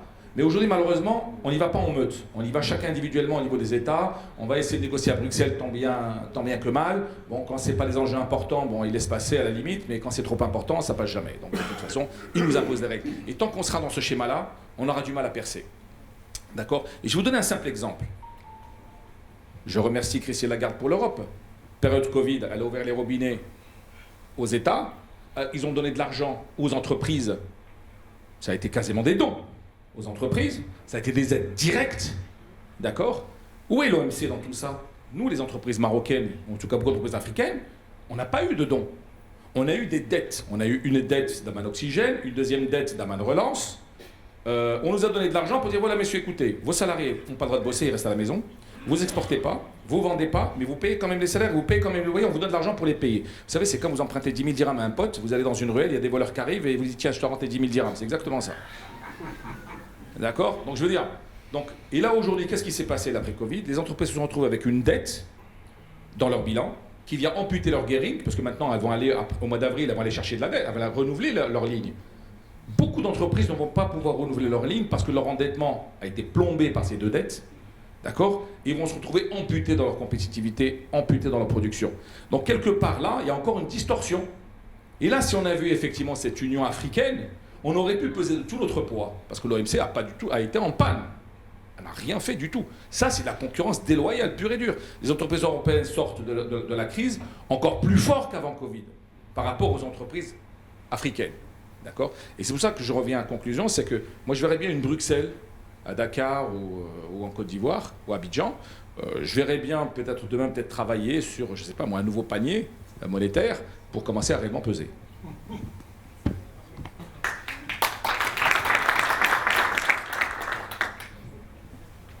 Alors sur les questions réglementaires, effectivement, il y a beaucoup de choses il y a beaucoup de travail à faire au niveau des instances africaines. Effectivement, la Commission de l'Union africaine aujourd'hui, qui porte justement ces aspects-là, à travers l'harmonisation des réglementations sur les différents secteurs, tous confondus, parce qu'il y a 7 commissaires, et chaque commissaire, il a pour mission, et dans son premier mandat, dans son mandat, une de ses priorités, c'est l'harmonisation des législations africaines.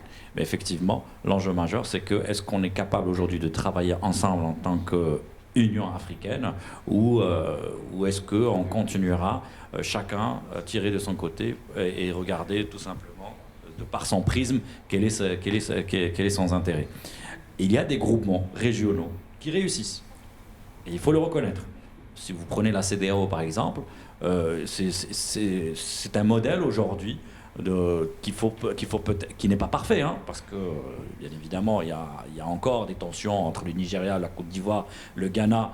Ça continue, mais toujours est-il, c'est une union douanière qui fonctionne, c'est des États qui ont réussi à se mettre ensemble, qui ont mis en place l'OHADA, et l'OHADA aujourd'hui c'est le mode réglementaire qui est applicable, et c'est aussi un modèle de réussite qui peut être source d'inspiration pour d'autres groupements régionaux. L'AZLECA est tout à fait le moyen aujourd'hui qui va nous permettre d'avoir cette adhésion, je dirais, collégiale autour de ce cadre réglementaire. Et au fait, la démonstration qui est faite par rapport aux opportunités que peut représenter l'accord de l'AZLECA va, d'une façon ou d'une autre, obliger les États à tout simplement revoir leur position par rapport à cette question d'harmonisation du cadre réglementaire. Maintenant, il est vrai que si vous regardez l'ensemble des pays africains s'inspirent des modèles, je dirais, européens, américains ou d'autres. Mais ça, c'est inéluctable parce que de toute façon, c'est des partenaires. Nous, on arrive en dernier en termes de progression, en termes de croissance, donc on doit s'inspirer de ce qui se fait au niveau mondial, mais l'enjeu pour nous, c'est de développer notre propre modèle africain, et ça passe par une Union africaine beaucoup plus forte.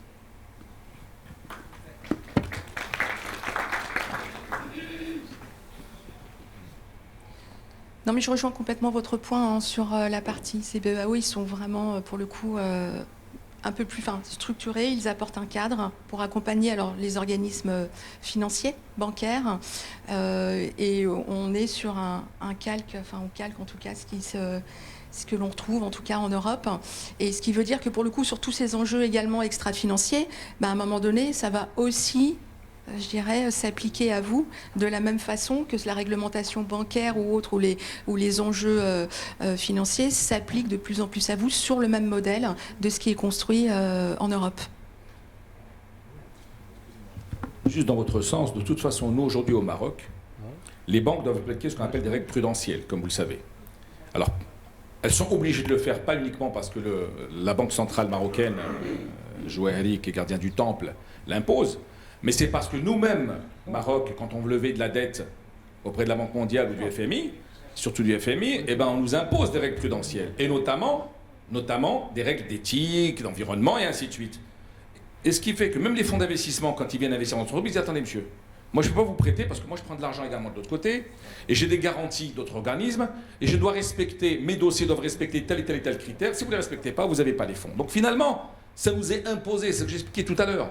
Donc il est temps de réfléchir à l'Afrique en tant qu'Afrique, avec notre Bruxelles, notre Union européenne, on va dire une Union africaine chez nous, et sortir des régulations. Moi j'ai envie de sortir des prises pour mon poste radio, je ne veux pas qu'il y ait deux fiches comme ça, je veux qu'elles soient comme ça, avec 4 cm entre les deux, comme ça, normalement c'est la norme que j'impose en Afrique, et puis tant pis si les Européens ne pourront pas vendre en Europe. Et s'ils veulent qu'on s'aligne, mettons-nous d'accord sur d'autres sujets, et on va sortir les mêmes prises tous les deux. Malheureusement, on nous impose toujours les mêmes choses.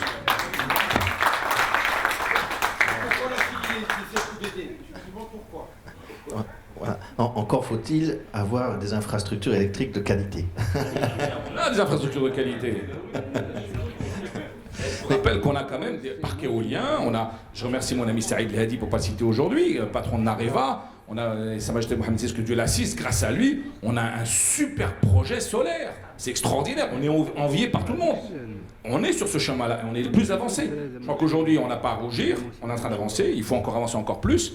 Et croyons en notre pays, croyons en l'Afrique.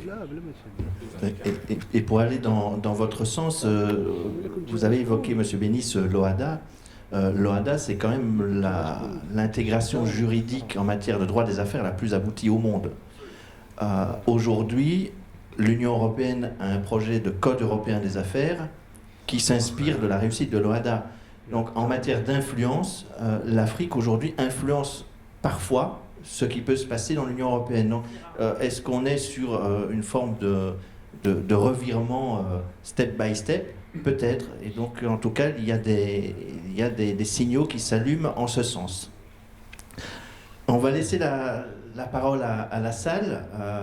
Je vois que les mains se lèvent déjà, elles sont nombreuses.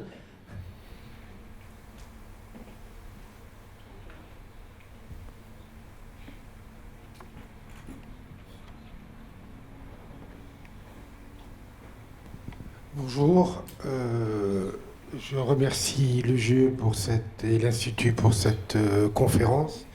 J'ai envie de me lancer aussi sur le projet de l'agenda 2030 lancé par l'ONU, signé en 2015. Et j'ai envie de me poser une question, nous, en tant qu'Africains. Qu'est-ce qui nous a piqué pour signer les 17 ODD? Le problème énergétique, c'est pas notre problème. Le pétrole, c'est pas notre problème. Qu'est-ce qu'on en a à foutre de gérer les problèmes des autres? Voilà, merci. On va prendre 3 questions, puis on fera un tour de réponses. Salam alaikum. Donc, je me présente Moussa Abd Ibrahim. Je suis doctorant en intelligence économique à l'université Mohamed I d'Oujda. J'ai fait le déplacement toute la nuit vu l'importance de cet événement. J'ai 2 questions. Ma première question s'adresse à M. Mehdi. Tout à l'heure, lors de votre intervention, vous mettez trop l'accent sur la ZLECAf. Ma question est de savoir, est-ce que l'Afrique, de façon générale, ou les pays signataires de la ZLECAf, est-ce qu'ils sont réellement prêts à l'heure actuelle pour la mise en application de la ZLECAf? Quand on sait qu'il y a des pays fortement industrialisés, je prends le cas du Nigeria, je prends le cas du Maroc même, et bien d'autres. Et quand on sait également qu'il y a d'autres pays dont vous venez de citer, qui ne sont pas du tout avancés, tels que mon pays, le Niger, tels que le Mali et bien d'autres pays, le Tchad, etc. Donc, est-ce qu'il n'y a pas ce risque que le gros poisson puisse, comment on l'appelle, manger les petits? Et la deuxième chose dont j'aimerais évoquer, c'est à propos du défi de développement. Il y a un autre défi de développement quand on essaie de faire le lien avec l'intelligence économique, qui est en quelque sorte la synergie des différentes pratiques d'intelligence économique des entreprises et celles des États ou des nations. Donc, parfois, il y a ce manque de synergie. Les entreprises pratiquent l'intelligence économique de leur côté et les États aussi font leur pratique de leur côté. Lorsqu'il manque de synergie, et ça ne peut pas aboutir à bien résoudre les défis que notre gouvernement fait face aujourd'hui. Donc, et à ce domaine, le Maroc, je pense qu'il peut bel et bien donner l'exemple à travers la synergie de ces 2 pratiques, ce qui lui permet aujourd'hui de se placer en tant qu'un partenaire ou bien premier investisseur même africain au niveau de la zone CEDEAO à travers les différents investissements qui ont connu une forte dynamique, même dans la période de Covid. Surtout quand on prend le cas de la Côte d'Ivoire. Ma question justement, c'est de savoir comment justifier la forte dynamique des investissements marocains au niveau de la Côte d'Ivoire et la prédominance du secteur bancaire par rapport aux autres. Je vous remercie. Oui, allez-y. La première était brutale, donc je ne sais pas si je vais pouvoir y répondre. Mais vous m'entendez? Oui. Je pense que si on a signé pour les ODD, c'est qu'il y a bien une raison. Et donc, je n'ai pas la réponse directe parce que je ne porte pas cette question, mais je vais plus répondre directement à mon ami du Niger, pays. Donc, vous êtes originaire d'un pays que j'affectionne particulièrement. J'y étais il n'y a pas très longtemps, j'y étais à plusieurs reprises. Et je vais vous répondre en étant impliqué d'une façon directe. Je vais vous dire pourquoi, parce que je suis secrétaire général aussi d'une organisation africaine qui s'appelle, qui réunit les zones économiques africaines, et je suis secrétaire général de l'association des ports africains. Et donc nous sommes impliqués dans la négociation de la ZLECA. Et ce que vous dites est tout simplement une illustration, une démonstration de ce problème de sensibilisation et de communication autour de la ZLECA. Parce qu'aujourd'hui, les messages qui sont véhiculés, c'est encore de la perception par rapport à des enjeux qui, normalement, devraient être plutôt positifs et ayant un impact positif sur la population, et que pour certaines raisons, et je dirais parfois même politiques, dans certains pays, on utilise ces messages pour véhiculer une image qui est tout à fait complètement erronée de la ZLECA. Je pense que la ZLECA est une opportunité réelle pour les économies africaines, quel que soit le niveau d'avancement en matière de développement économique, quel que soit le niveau d'avancement en matière de développement industriel. Je pense que c'est une opportunité rien que par le fait que les échanges économiques et les acteurs des différents pays pourront collaborer et construire ensemble le modèle africain, d'une part.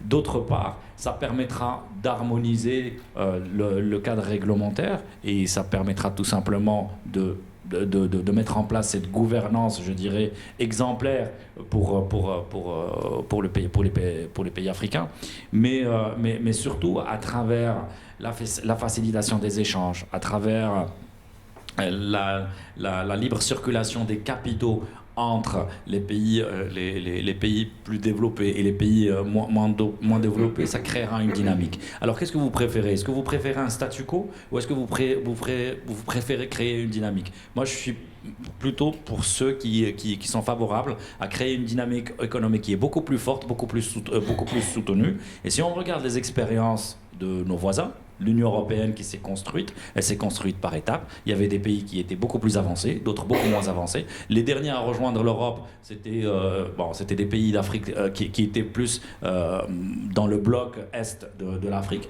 mais qui aujourd'hui ont connu un développement très très soutenu. Et ça rentre dans le cadre de la solidarité. La zone de libre-échange africaine aussi s'inscrit dans cet esprit-là. Maintenant, il est certes que les gouvernements, les autorités africaines doivent s'inscrire dans cette dynamique, et surtout impliquer de plus en plus les populations africaines dans l'implémentation de ce processus qui prendra du temps. Donc aujourd'hui, la mise en œuvre, elle est actée. Les pays ont adhéré à la ZLECA. En grande majorité. Il y a une feuille de route pour implémenter l'ensemble des dispositions de la ZLECA. Ça prendra du temps, mais il faut que la population, la société civile puisse aussi être de plus en plus impliquée. Alors, j'ai envie de vous dire, vous avez mal posé la question. Bien sûr qu'on est prêt. On est prêt, clair. Pourquoi on est prêt? Eh bien, c'est très simple. Il n'y a pas que la rentabilité économique. Où est la rentabilité sociale? Où est la rentabilité sociétale? Où est la rentabilité environnementale? Il faut regarder au niveau macro, quels sont les impacts. Également notre résilience. On doit travailler notre résilience sur une échelle de 10, 15, 20, 30, 40 ans. Il faut qu'on puisse maîtriser nos marchés, maîtriser nos sources d'approvisionnement. C'est la stabilité sociale également. Donc c'est un petit peu tout ça. Donc aujourd'hui, en allant chacun individuellement vers des marchés, on est soumis à un diktat d'autres structures. Il y a lieu d'avoir la nôtre aujourd'hui. Nous avons la ZLECAf aujourd'hui. Oui, on ne sera pas peut-être performant au début. On ne sera peut-être pas économiquement rentable peut-être. Mais il y a un coût. Il y a un coût. Il y a un coût social aussi. Il y a un coût, c'est les emplois, c'est des salaires, c'est de la création de valeur, c'est de la dépendance géopolitique. Donc je veux dire, il y a un gros travail à faire à ce niveau-là. Oui, on mettra quelques années peut-être. Une dizaine d'années, une quinzaine d'années. Mais on sera prêt dans 15 ans, réellement prêt. Et on pourra aller compétir avec d'autres structures.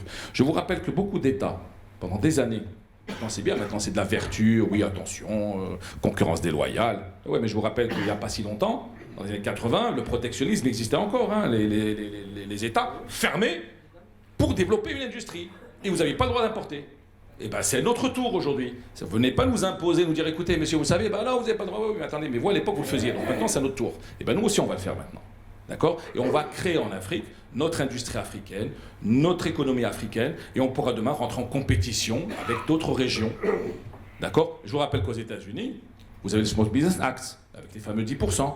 Vous avez l'ALENA, d'accord, qui a été démonté par Trump et qui a été refait différemment. Avec le Canada, ils ont protégé un marché. Philippe Morris a fait pareil également en Asie. D'accord? Avec l'accord pacifique. Donc je veux dire, c'est quoi ça finalement? C'est des formes de protectionnisme moderne qui sont montées. Ben, c'est notre tour. Il y a une question ici. Oui, je vais. Bonjour. Oui. Monsieur, et puis ici ensuite. Oui, oui. Intervenir. Alors, bonjour à tous. Mohamed Lazouzi, consultant. Je remercie le GE de nous avoir invités pour la formation d'hier et pour la journée d'aujourd'hui. Moi, je voulais intervenir dans un secteur que je connais bien. C'est surtout la mobilité, que nous avons tous vu dans des documentaires à la télévision, des camions, des taxis en Afrique, en Guinée, qui font des trajets de 2, 3 jours, 4 jours, dans des parcours que chez nous, on le fait en quelques heures. On trouve des crevasses, l'absence de chemin, etc., etc. Donc, moi, je pense qu'il faut c'est-à-dire penser à créer, bon, vous avez parlé de projets d'infrastructure, mais pas toujours penser à des grands ports, des grandes autoroutes. Moi, je pense qu'il faut beaucoup penser à tout ce qui est local, tout ce qui est voie express. Par exemple, le Maroc, il est en train de terminer la voie express Agadir-Dakhla, et on voit bien les échos qu'on a à travers cette voie express. Il y a beaucoup de marchandises qui traversent Guerguerat, qui va vers le sud. Hier, quand on avait discuté, j'ai retenu le schéma de l'Afrique actuelle. C'est un schéma qui a été imposé par les colonisateurs, c'est-à-dire que tout a été concentré sur les côtes au lieu de rentrer à l'intérieur. Je pense qu'il faut penser peut-être à rentrer une bande, faire un petit décalage de quelques centaines de kilomètres à l'intérieur et améliorer les infrastructures. Parce qu'en général, j'ai eu l'occasion de construire des infrastructures en Guinée, et vraiment, ce qu'on sent, c'est qu'il y a une absence de...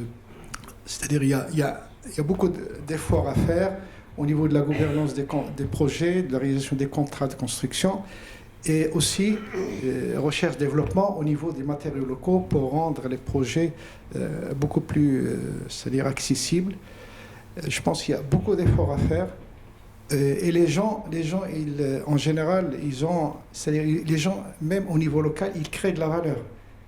Mais il faut qu'on puisse l'aider, en développant, en facilitant la mobilité. Alors je pense que ça, c'est un point très important qu'il faut y penser et créer c'est-à-dire quand on va, par exemple, en Europe, on se déplace rapidement d'un point à l'autre, par des trains, par des autoroutes, etc., de manière très simple, et ça crée de la synergie, ça crée des relations entre les acteurs privés sans besoin de créer c'est-à-dire des conventions très importantes. C'est-à-dire, si on laisse les gens bouger, ils vont créer de la valeur. Merci. Oui. Il y a une autre question ici. Oui. Je peux avoir le micro. Ici. Une intervention féminine, non? Oui. Oui, salam alaikum, Mohamed Kaysar, je suis capitaine de la marine marchande. Je voudrais attirer l'attention de l'audience sur la différence entre les ports et le transport maritime. Parce que souvent, lorsqu'on parle du transport maritime, on pense souvent à l'installation portière. Or, le transport maritime, c'est la flotte maritime. Au Maroc, dommage, nous n'avons pas une flotte maritime. Nous n'avons pas aucun navire pour rallier les ports africains. Et on rêve de transformer l'Afrique. Donc je vous rappelle de la belle citation de Feu Hassan Dor lorsqu'il a dit « Toutefois, une nation tourne le dos à la mer, cela se traduit par un repli sur soi-même. » Donc nous avons commis une faute stratégique de ne pas avoir une flotte maritime. Donc quelle politique Monsieur Talal et Monsieur Benis pour aider la flotte marocaine à rebondir encore. Et merci. Il y a Madame ici au milieu.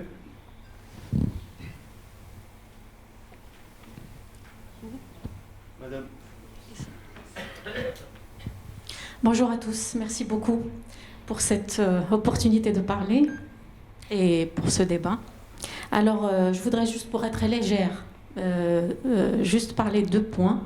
Je suis tout à fait d'accord, pour être brève, tout à fait d'accord qu'il nous faudra un modèle de gouvernance hybride, c'est-à-dire entre État et privé.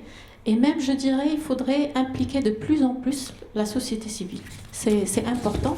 Si on veut vraiment, c'est-à-dire couvrir cette thématique développement, il faut vraiment couvrir un maximum d'acteurs de ce développement. Et puis le deuxième point, j'aimerais juste mettre la lumière sur 2 concepts. En parlant de tous ces points et les interventions étaient vraiment très riches en enseignement, mais je pense que tout ça, c'est travailler sur un taux de croissance de plus en plus important, et c'est important pour l'Afrique, un taux de croissance important. On a besoin d'un taux de croissance, surtout l'Afrique a été toujours pas mal de pays qui ont un taux de croissance qui est supérieur à la moyenne mondiale, il faut le dire. Mais le problème, c'est que pas tous les pays africains ont un taux de croissance qui est digne de ce nom. Et donc, cette différence entre les pays africains, il faut travailler dessus. Alors, le deuxième concept, c'est le concept dont on est en train d'entendre, le développement. Alors, pour couvrir ces thématiques, il faudrait voir qu'est-ce que les États font en termes de politique de développement. Et donc, je ne sais pas, mais il nous fallait, c'est-à-dire une intervention sur les politiques étatiques africaines, les politiques de l'Union africaine, sur tout ce qui se fait pour un peu coordonner ce qui se fait au niveau africain. On en a parlé un peu des bribes par-ci, par-là, mais je pense que c'est important, un modèle économique africain est important pour travailler sur ces objectifs qu'on veut tous atteindre. Et puis, il faut dire que la FMI l'a bien souligné pas mal, on n'est pas tout à fait d'accord avec tout ce que nous enseigne la FMI, mais déjà, partir d'un taux de croissance de 7%, on commence à avoir une croissance inclusive qui permet aux jeunes d'être inclus dans le marché du travail, et donc tout ça. Et puis il y a différents taux de croissance. Il y a un taux de croissance qui permet l'inclusion, et un autre.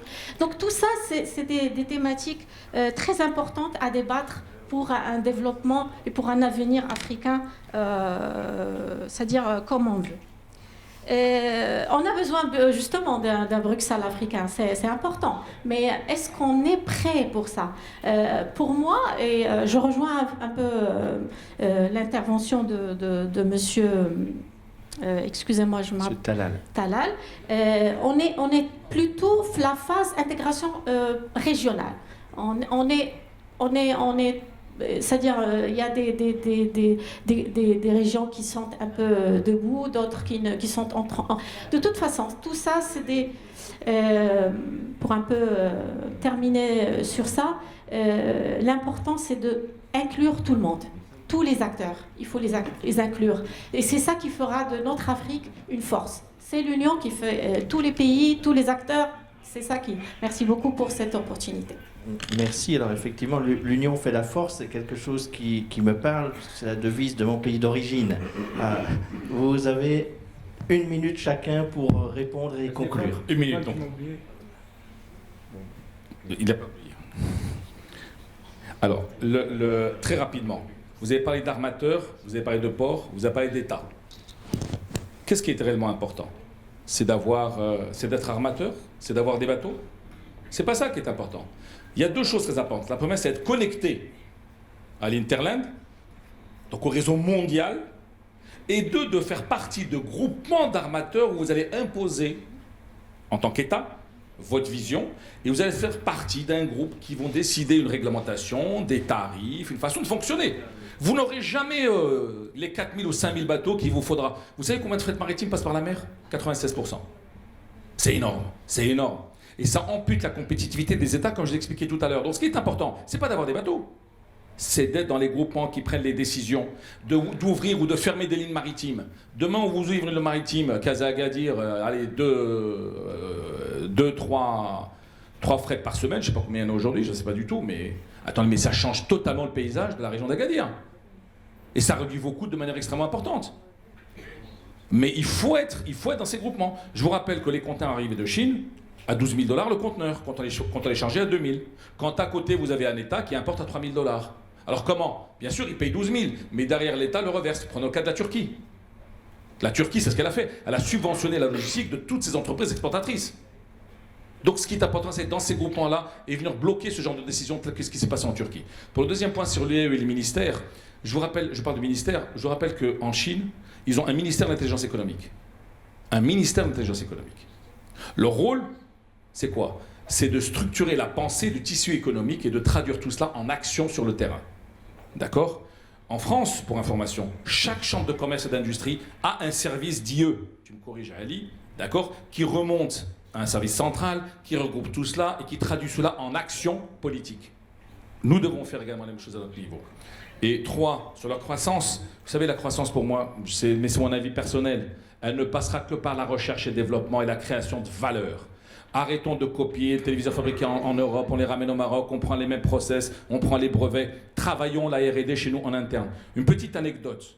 On a lancé une entreprise il y a 4 ans. Aujourd'hui, c'est 80 employés, on est sur 180 millions de dirhams d'investissement.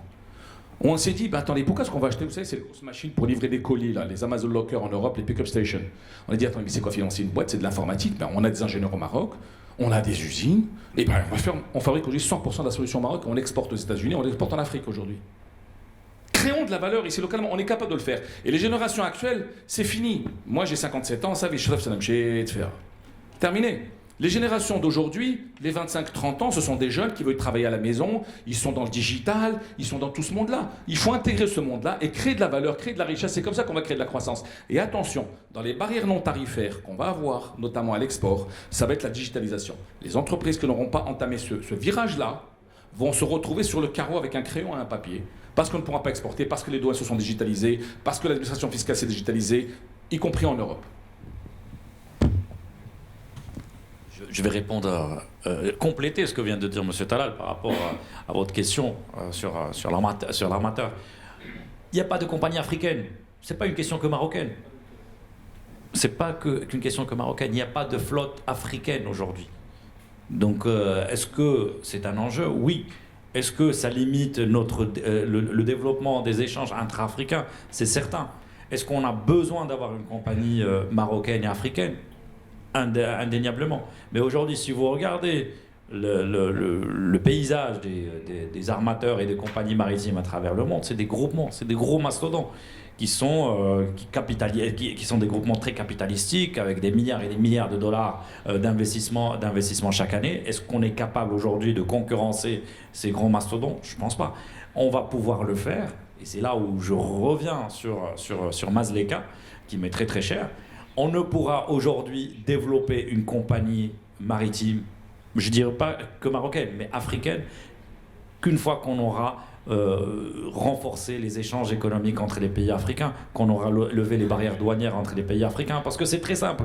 Pour développer une compagnie, il vous faut des volumes. Pour affréter un bateau, il vous faut des volumes. Vous n'allez pas faire naviguer un bateau s'il n'y a pas de volume, s'il n'y a pas de conteneurs, s'il n'y a pas un flux régulier et des destinations qui vous permettent aujourd'hui de pouvoir faire le transit entre différents ports. Donc s'il n'y a pas aujourd'hui ce volume d'échange, comment vous voulez qu'une compagnie puisse se développer et être compétitive? Donc si vous voulez, c'est la poule et l'œuf. Et donc, si on ne passe pas par cette mise en place de la ZLECA avec des objectifs très concrets, non seulement sur le plan qualitatif, mais surtout sur le plan quantitatif, on ne va pas pouvoir le faire. Et dernière chose, il faut qu'on sorte de cette hégémonie européenne que nous avons sur les ports africains. Donc vous avez des situations monopolistiques dans beaucoup de pays, notamment des pays d'Afrique de l'Ouest, où vous avez des opérateurs, des concessionnaires qui sont installés depuis des dizaines d'années, et que ce soit Abidjan, Lomé, Dakar, c'est le cas dans pratiquement toute l'Afrique de l'Ouest. Comment vous voulez aujourd'hui développer une compétitivité logistique alors que c'est des sociétés, c'est des multinationales qui ont des positions monopolistiques? Donc il faut sortir aussi de ce schéma où on est encore dans l'asservissement des intérêts de groupements internationaux et notamment européens. Messieurs Talal et Bénis, merci. Madame Lebert, merci. Merci à vous tous. Donc, climat des affaires, investissement et infrastructure, tout cela n'a plus de secret pour vous. Vous n'avez plus qu'à vous mettre au travail et faire avancer les choses. Merci à tous.